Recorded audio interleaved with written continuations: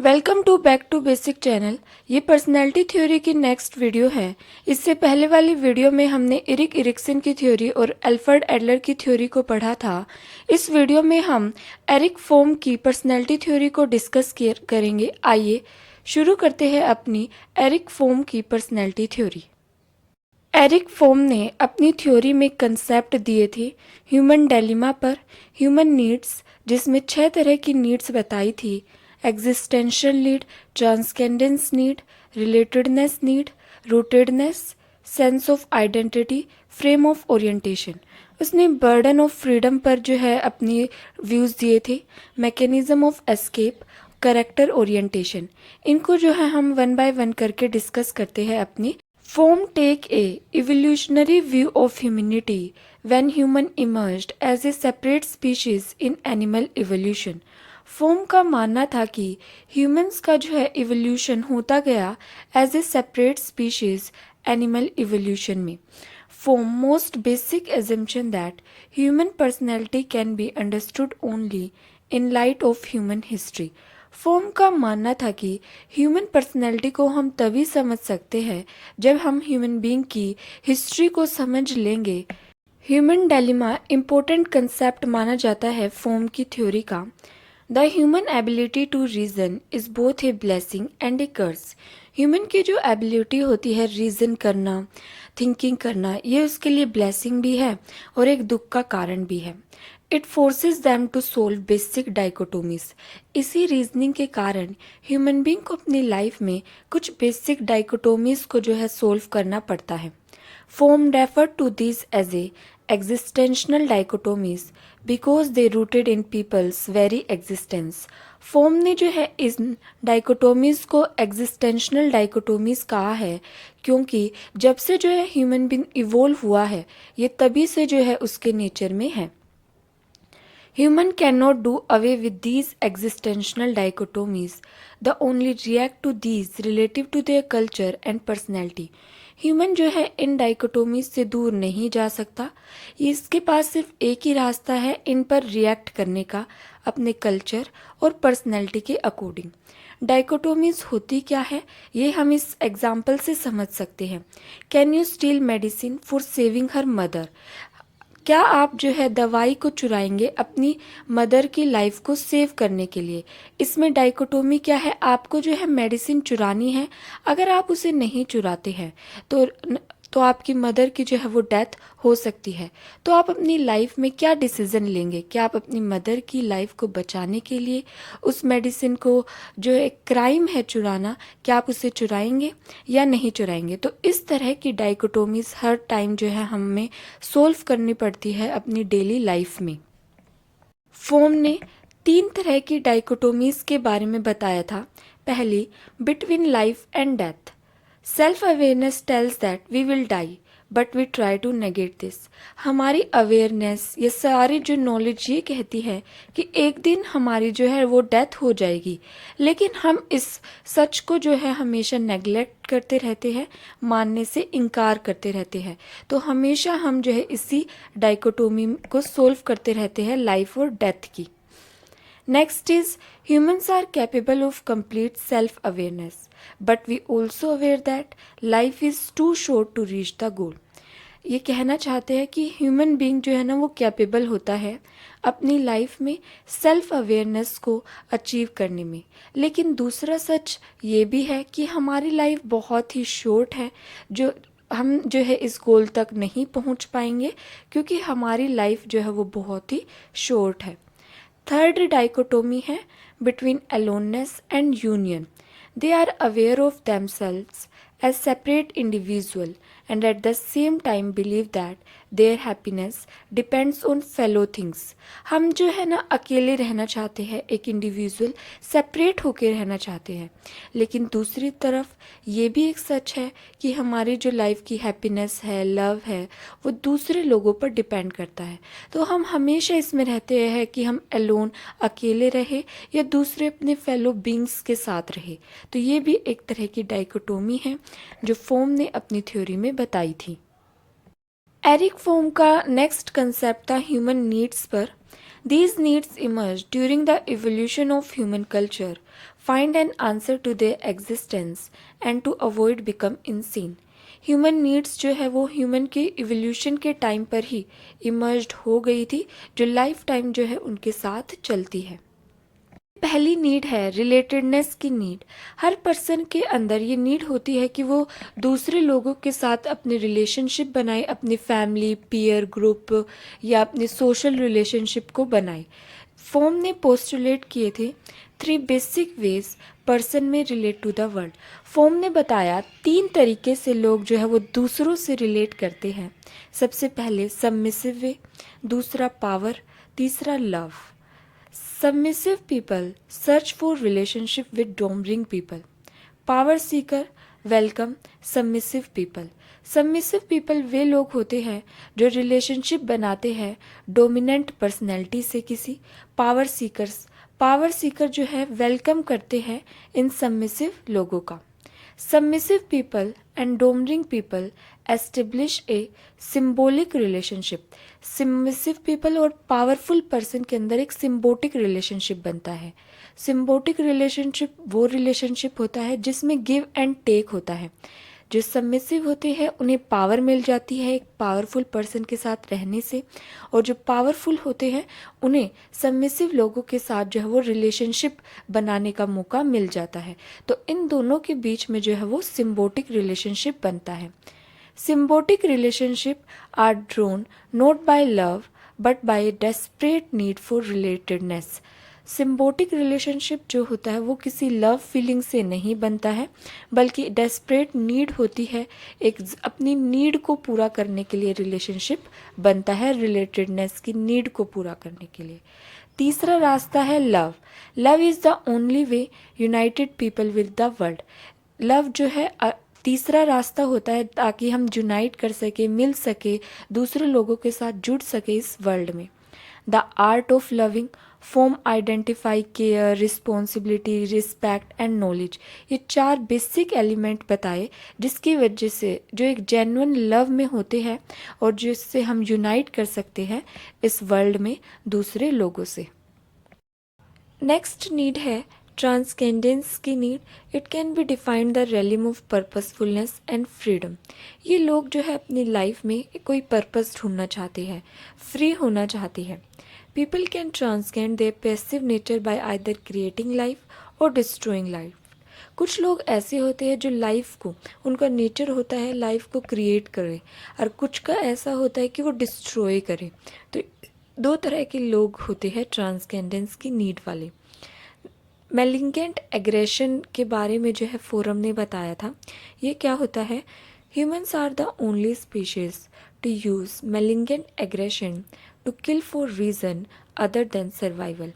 ये वो एग्रेशन होता है जब ह्यूमन बीइंग एक ऐसा एनिमल है जो किसी दूसरी स्पीशीज़ को मार देता है, किल कर देता है बिना सर्वाइवल की नीड के। जैसे कि उसे किसी पर गुस्सा आ रहा है या किसी ने उसे धोखा दिया है, किसी एनी रीज़न से, सर्वाइवल की नीड से नहीं, किसी दूसरे रीज़न से किसी सामने वाले पर्सन को किल कर देने, इसे जो है मैलिगेंट एग्रेशन कहा गया है। जबकि दूसरे एनिमल्स जो है अगर देखा गया है मेनली किसी दूसरी स्पीशीज़ को तभी किल करते हैं जब उन्हें अपनी सर्वाइवल नीड, फूड चाहिए होता है या सेफ्टी चाहिए होती है, तभी जो है वो सामने वाले को मारते हैं। लेकिन ह्यूमन बीइंग ऐसे हैं जो किसी और रीज़न से भी किसी दूसरी स्पीशीज़ का किल कर सकते हैं। Next need is rootedness need.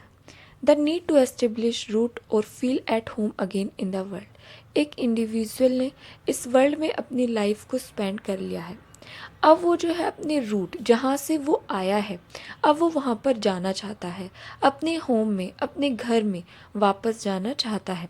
When human evolved as a separate species, they lost their homes in the natural world.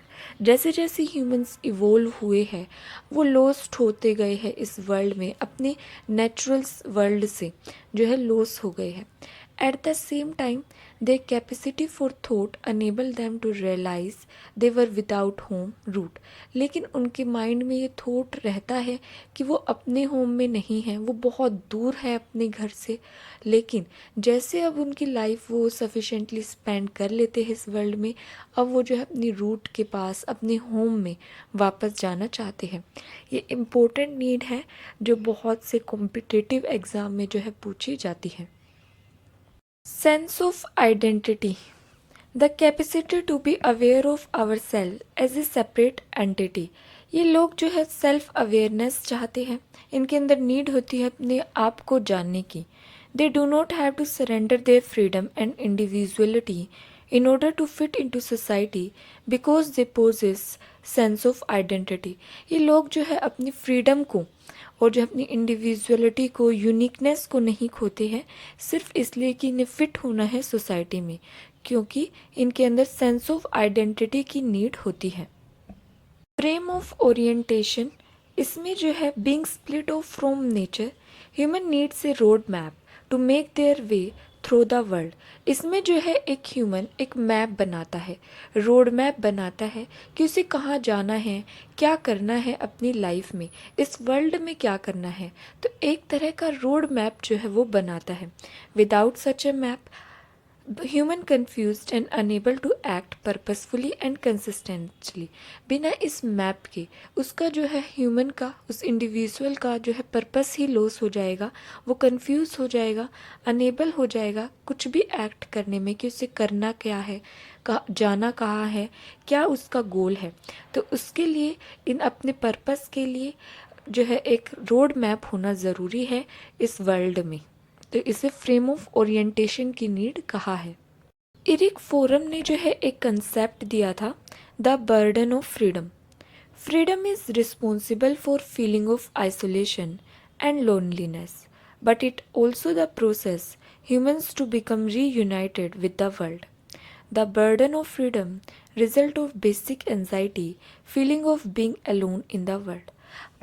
इनका कहना था कि हम सब कहते तो है कि हमें फ्रीडम चाहिए, फ्रीडम चाहिए, लेकिन उन्होंने बताया कि फ्रीडम से जो है आइसोलेशन आती है, हमारे अंदर लोनलीनेस आती है, हम दूसरों से जो है वो दूर हो जाते हैं, अकेले हो जाते हैं। इस अकेलेपन की वजह से हमारे अंदर जो है बेसिक एंजाइटी डेवलप हो जाती है, हम जो है इस पूरी दुनिया में जो है अकेला फील करने लगते हैं, क्योंकि हमें फ्रीडम, अब फ्रीडम के लिए हमें जो है दूसरों से फाइट करनी पड़ेगी, कितने लोगों से लड़ना पड़ेगा, ऐसे तो फ्रीडम अचीव नहीं होती है। तो ये फ्रीडम जो है हमारे अंदर बेसिक एंजाइटी भी डेवलप कर देती है, हमें जो है अकेला कर देती है। एरिक फोरम ने कंसेप्ट दिया था मैकेनिज्म ऑफ एस्केप का, जो बेसिक एंजाइटी एक इंडिविजुअल में डेवलप हुई है, क्योंकि वो फ्रीडम चाहता था, उसकी वजह से वो दूसरों से अलग हो गया, उसके अंदर जो है लोनलीनेस की फीलिंग आ गई, वो दूसरों से अलग हो गया, इसकी वजह से बेसिक एंजाइटी डेवलप हो गई थी।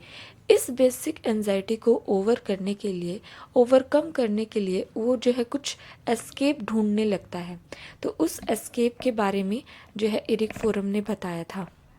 सबसे पहला एस्केप है authoritarianism, tendency to give up independence of one's own individual self and outside one self, acquire strength which the individual is lacking. इसमें जो है वो अपने सेल्फ को जो है वो खो देता है, गिव अप कर देता है, अपने आउटसाइड वन सेल्फ को भी जो है वो गिव अप कर देता है, और स्ट्रेंथ को जो है एक्वायर कर लेता है। Next is destructiveness, by destroying people, object, person, nation, इस तरह की फीलिंग जो है उसके अंदर आ जाती है, वो अपनी पावर की फीलिंग को जो है डेवलप कर लेता है अपनी उस बेसिक एंजाइटी को कम करने के लिए। Next is conformity. People who conform try to escape from a sense of aloneness and isolation by giving up their individuality and becoming whatever people desire to them. इसमें जो है वो इंडिविजुअल जिसके अंदर बेसिक एंजाइटी डेवलप हो गई है, वो अपनी यूनिकनेस को खो देगा, अपने सेल्फ को खो देगा, और वो वैसे एक्ट करने लग जाएगा जैसे सामने वाला पर्सन उससे करवाना चाहता है। पॉजिटिव फ्रीडम में क्या होता है, ए पर्सन जो है वो फ्री हो जाता है, लेकिन वो अकेला फील नहीं करता। वो जो है इंडिपेंडेंट को अपनी अचीव कर लेता है, लेकिन वो फिर भी अपनी मैनकाइंड, अपने रिलेशनशिप को जो है वो मेंटेन रखता है। ये एक पॉजिटिव तरह की फ्रीडम होती है, जिसमें उसके अंदर बेसिक एंजाइटी नहीं आती, अकेलेपन की फीलिंग जो है वो नहीं आती है। Character orientation concept Erich Fromm ने दिया था। ये इस थ्योरी का इम्पोर्टेंट पार्ट है जो सभी एग्जाम में पूछा जाता है। Character orientation is person relatively permanent way of relating to people and things. ये एक परमानेंट रास्ता होता है जिससे जो है एक पर्सन रिलेट करता है किसी दूसरे से या किसी चीज़ से। फोरम ने जो है पर्सनैलिटी के बारे में डेफिनेशन दी थी, the totality of inherited and acquired psychic quality which are characteristic of individual which make the individual unique। Personality जो है हम इनहेरिट करते हैं, ये क्वालिटी जो है हमारी करेक्टर बनाती है। ये करेक्टरिस्टिक इंडिविजुअल की वो यूनिक होती है। Forum believed that instead of acting according to their instinct, people act according to their character। Forum का मानना था कि एक पर्सन अपने इंस्टिंक्ट के अकॉर्डिंग बिहेव नहीं करता, बल्कि उसके अंदर जो करेक्टर्स होते हैं उसके अकॉर्डिंग वो बिहेव करता है। By acting according to their character trait, people can behave efficiently and consistently. एक वे में, एक तरीके से जो है वो बिहेव करता है एफिशिएंटली इन करेक्टर ट्रेट्स की वजह से। People relate to the things and people in two ways. एक पर्सन जो है किसी भी चीज़ से रिलेट करता है दो तरह से, एक तो प्रोडक्टिवली वे और नॉन प्रोडक्टिवली वे। तो सबसे पहले है non productive way. The term non productive suggest that strategy fail to move people close to positive freedom and self actualization. जब एक पर्सन अपनी पॉजिटिव फ्रीडम को अचीव ना कर पाए, अपनी सेल्फ एक्चुअलाइजेशन को अचीव ना कर पाए, तो वो चार तरीके से जो है बिहेव करने लगता है। First is receptive, second is exploitative, third is hoarding, fourth is marketing. Receptive way में क्या है? Receptive character feel that the source of all good lies outside themselves and that the only way they can relate the world is to receive things including love, knowledge। In characteristic वाले लोगों का मानना है जितनी भी अच्छी चीज़ है वो बाहर की दुनिया में लाई करती है, उसके अंदर कुछ नहीं है, सब कुछ बाहर है। इसकी वजह से वो दूसरों से चीज़ें रिसीव करता रहता है, लव को, नॉलेज को, कि दूसरों से प्यार दे, उसे ज्ञान दे। तो वो सोचता है सब कुछ बाहर एग्जिस्ट करता है, उसके अंदर कुछ नहीं है। Next is exploitative character. They aggressively take what they desire rather than passively receive it। ये जो है दूसरों से छीनना जानते हैं, एग्रेसिवली, गुस्से में, इनसे रिसीव नहीं करते, वो छीन लेते हैं जो भी उनकी इच्छा होती है। Next is hoarding character, seeks to save that which they have already obtain. ये लोगों ने जो भी ऑब्टेन किया है ना, उसे बचा बचा के होर्ड करके रखने की इनकी आदत होती है, सेव करने की इनके अंदर हैबिट होती है। इसे होर्डिंग टाइप ऑफ पर्सनैलिटी कहते हैं। Character personality must see themselves in constant demand, they must make other believe that they are skilful and sociable. इन पर्सनैलिटी वाले लोगों को मानना है कि उसके अंदर कुछ भी प्रेजेंट नहीं है, कोई भी स्किल्स प्रेजेंट नहीं है। सभी स्किल्स, सोशेबल एक्टिविटी जो है दूसरे लोगों में प्रेजेंट होती है, वो दूसरों को ज़्यादा अच्छा समझते हैं। मार्केटिंग करेक्टर पर्सनैलिटी वाले लोग। Next is productive orientation. these people work towards positive freedom and continue realizing of their potential। इन लोगों के अंदर जो है पॉजिटिव फ्रीडम इन्होंने डेवलप कर ली है और ये अपनी सेल्फ रियलाइजेशन, सेल्फ एक्चुअलाइजेशन के पास है और इसे कंटिन्यू जो है अचीव करने की कोशिश करते हैं। प्रोडक्टिव पीपल सॉल्व करते हैं अपनी जो भी उसके बेसिक डायलेमा वो अपनी लाइफ में फेस करते हैं, वो उन्हें सोल्व कर लेते हैं। लेकिन नॉन प्रोडक्टिव वाले सोल्व नहीं कर पाते, जिसकी वजह से उनके अंदर चार तरह की पर्सनैलिटी डेवलप हो जाती है, जो हमने पहले डिस्कस कर ली।